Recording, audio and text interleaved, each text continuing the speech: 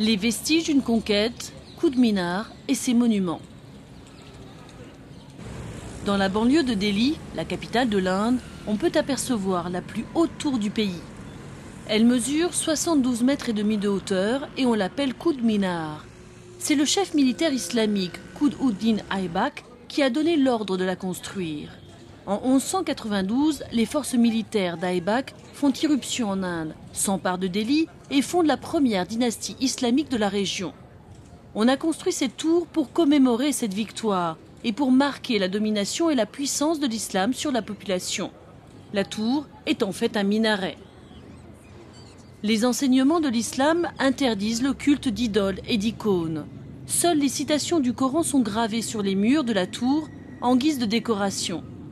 Cette utilisation des textes est devenue un moyen d'expression artistique et un art religieux très développé. Cependant, avant la tour, Aybak ordonna l'édification de la première mosquée d'Inde. Il lui donna le nom de Quwwat-ul-Islam, ce qui signifie le pouvoir de l'islam. La mosquée est décorée de délicats motifs islamiques très détaillés, mais arbore aussi des particularités résolument non islamiques. Par exemple, les piliers qui soutiennent les couloirs autour de la cour intérieure sont tous différents les uns des autres, dans la forme autant que dans la structure et la largeur. Il n'existe pas deux colonnes de conception semblables. Il n'y a donc aucune impression d'unité. C'est très inhabituel pour une architecture islamique qui accorde justement beaucoup de valeur à l'unité de la conception. Un autre détail est également frappant.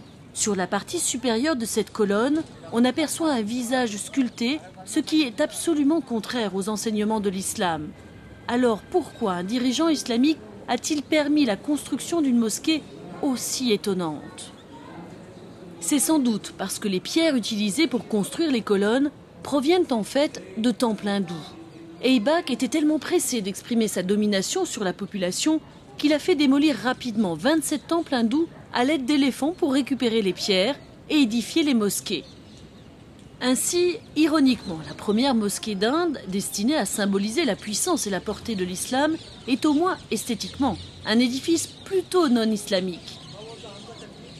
La tour et la mosquée associent des éléments provenant de la culture du conquérant, mais aussi de la culture du peuple qui l'a conquis.